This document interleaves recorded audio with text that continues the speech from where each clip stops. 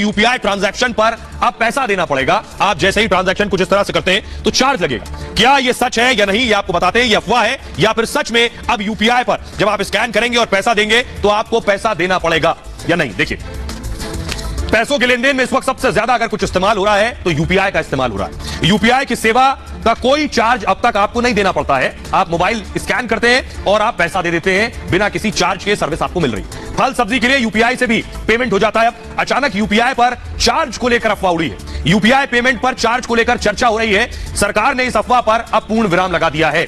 वित्त मंत्रालय ने एक के बाद एक कई ट्वीट करे हैं लोगों को जानकारी के लिए। ट्वीट में लिखा है, यूपीआई लोगों के लिए एक बहुत उपयोगी सेवा है। यूपीआई सेवा के लिए किसी शुल्क पर विचार नहीं किया जा रहा, यानी ये कोरी अफवाह है, इसमें सच नहीं है। आपको कोई चार्ज नहीं लगेगा, कोई पैसा नहीं देना होगा। यूपीआई से आम लोगों को काफी सुविधा होती है, ये कहा वित्त मंत्रालय ने। अर्थव्यवस्था की उत्पादकता भी इससे बढ़ती है। आप ऑनलाइन ट्रांजैक्शन करते हैं तो सब खाते में जाता है, सब अकाउंटेड होता है, कोई कुछ भी ब्लैक में नहीं होता।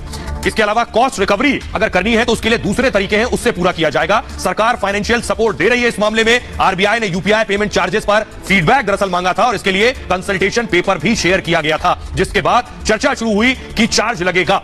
सरकार ने साफ कर दिया कि कोई चार्ज इस मामले में नहीं लगेगा। आइए अब आपको बताता हूं कि कैसे डिजिटल ट्रांजैक्शन जो यहां था वो यहां पहुंच गया, कैसे ये बड़ी क्रांति आई है। शायद ही आपने पहले कभी सोचा होगा कि इतनी तेजी से आप फोन के जरिए पेमेंट करना शुरू कर देंगे और डिजिटल ट्रांजैक्शन शुरू कर देंगे। ये आंकड़े प्रधानमंत्री मोदी ने जब शुरू किया था तो लोगों को डर दिखाया गया, ये कहा गया कि इससे जो है नुकसान होगा, ये फ्लॉप हो जाएगा, लेकिन हकीकत आपके सामने। लोग खुद इसका इस्तेमाल करने लगे, किसी पर कोई दबाव नहीं डाला गया। 2018-19 में 38%, 38% लोग इसका इस्तेमाल करते थे डिजिटल ट्रांजैक्शन का। 2019-20 में 56% लोग, 2021 में यह आंकड़ा 73% पर पहुंच गया है और 21-22 में यह आंकड़ा 81% तक है। अब आप खुद अंदाजा लगाइए, लोगों ने खुद, जब उन्हें सुविधा हुई तो उन्होंने खुद इस पेमेंट को अपनाया है। तो किस तरह से डिजिटल पेमेंट के क्षेत्र में यह बड़ी क्रांति आई है। अब अगली ग्राफिक्स के जरिए मैं आपको दिखाने जा रहा हूं। देखिए जरा, सबसे ज्यादा कैसे यूपीआई चल रहा है। यूपीआई देखिए, पहले आप कैसे आप जो है क्रेडिट कार्ड और डेबिट कार्ड का इस्तेमाल करते थे, प्रीपेड आपके पास इंस्ट्रूमेंट्स होते थे, लेकिन अब यूपीआई 81% है।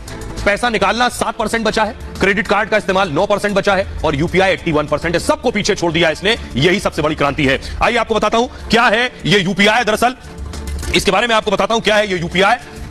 ये आपके सामने आ गया ग्राफिक्स।